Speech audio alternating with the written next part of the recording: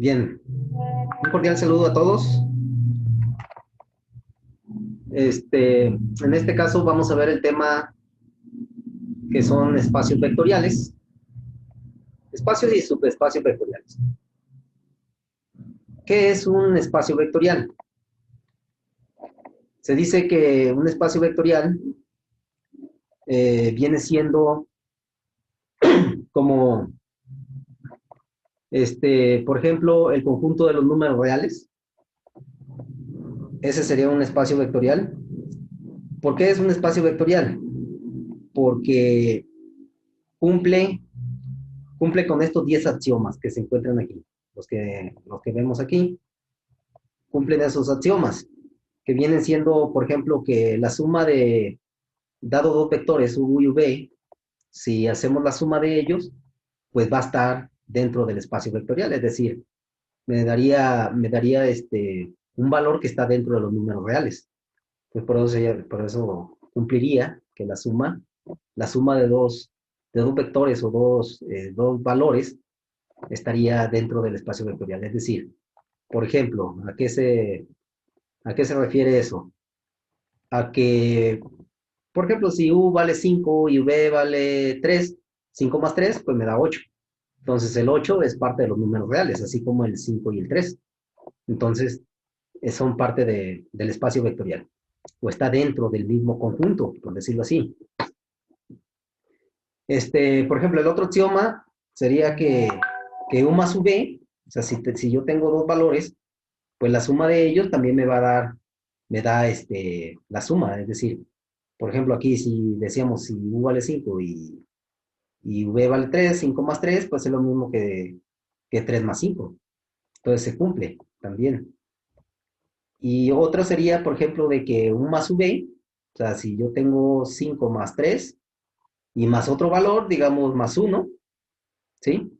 Me va a dar lo mismo. En este caso es la ley asociativa, en la cual estamos asociando de una manera diferente. Aquí estamos asociando u más v y acá estamos asociando v más w. Pero pues obviamente me da lo mismo. Entonces cumpliría también en el conjunto de los números reales. Además puede existir un vector cero en el espacio vectorial v, tal que v más 0 pues me dé, bueno, en este caso es u más 0 de u. Sí, es el elemento neutro de la suma. Y bueno, el 5 para cada valor de u en el espacio vectorial, va a existir un valor que es el negativo del vector, en v, tal que si yo sumo u más menos u, pues es igual a 0. O sea, hablando de valores numéricos, pues si u vale 5, entonces 5 más menos 5, pues me da obviamente 0. Entonces se cumple. El múltiplo escalar de v por c, es decir, si nosotros multiplicamos c por u, es u, perdón, c por u, entonces ese producto pues va a estar en v, o sea, estaría dentro, es decir, c es una constante, digamos, sería pues un escalar, digamos que sea un 2, y si u vale 5, pues 2 por 5 me da 10, entonces el 10 sigue siendo parte de los números reales. Entonces es lo que dice ahí. En el caso de la ley distributiva, C, pues un escalar también, multiplicado por u más v, se supone que u y v son vectores. Entonces, C, pues al multiplicar así sería C por u, me da CU, y C por V me da CV, es la ley distributiva. Y luego C multiplicado por D y U, igual, es donde D también es un escalar, entonces es lo mismo que si yo multiplico C por D por U. Entonces, se cumpliría también. Y en el caso del número 9, C más D por U, o sea, un par de escalares también, pues es lo mismo que si multiplicamos C por U más D por U. O sea, aquí multiplicamos C por U, pues me da CU, y D por U, pues me da DU. Así, la suma. Y finalmente tendríamos 1 por U, pues me da U, que en este caso pues es el elemento neutro de la multiplicación. Entonces, en este caso se supone, no, o sea, no son valores escalares. Ahorita le estaba dando el ejemplo de con valores escalares para que se entienda mejor.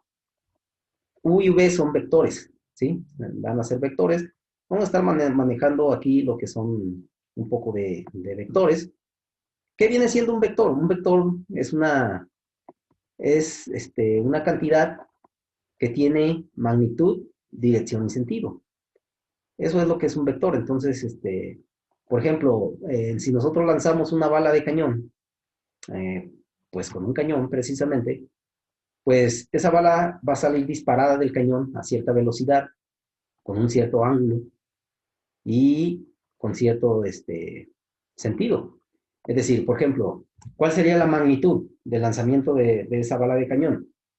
La magnitud sería la velocidad con la que sale. Por ejemplo, vamos a suponer que salga a 700 metros por segundo. Entonces, 700 metros por segundo, eso sería la magnitud del vector, ¿sí? Normalmente un vector se representa con una flecha en dirección hacia dónde va este, dirigido, en este caso la bala de cañón.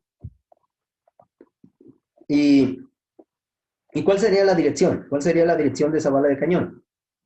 Ah, pues por ejemplo sería el ángulo con el cual salió disparada, por ejemplo, en un ángulo de 60 grados con respecto al horizontal. Y el sentido sería, pues, la, hacia hacia dónde va dirigida la bala. Es decir, en ese caso, estaría, por ejemplo, hacia arriba, podemos decir que está hacia arriba y hacia la derecha. Ese es el sentido en el que está dirigiendo la bala. Entonces, eso es un vector. A eso se le llama vector. Hablando de vectores en álgebra lineal, nosotros vamos a identificar un vector este, mediante, por ejemplo, un vector columna o un vector renglón. O bien, incluso en matrices. Una matriz también este, puede ser un vector, ¿sí? Lo podemos definir como un vector. Ok, entonces, continuando con esta parte, ahora, ¿qué es un subespacio vectorial? Entonces, un espacio vectorial, decíamos, pues es el conjunto de los números reales, por ejemplo. Ahora, ¿qué es un subespacio vectorial? Para que sea un subespacio vectorial, por ejemplo, este, hablemos del conjunto de los números enteros. En el caso del conjunto de los números enteros, sabemos que el conjunto de los números enteros está dentro del conjunto de los números reales. Entonces quiere decir que el conjunto de los números enteros podría ser un subespacio vectorial, ¿sí? Del espacio vectorial de los números reales. Entonces, pero para que sea, es como decir que el conjunto de los números enteros es un subconjunto del, del conjunto de los números reales. Entonces es algo similar. Nada más que para definir un subespacio vectorial se deben de cumplir dos condiciones. Hay dos condiciones. Una de ellas es de que si U y V son vectores en W, ¿sí? O sea, en el espacio vectorial, entonces U más V están en W. Entonces se debe cumplir esa condición. O sea, que la suma, se debe cumplir que la suma de los dos vectores que esté probando, ¿sí? Deben de ser parte del espacio vectorial en el que estamos considerando.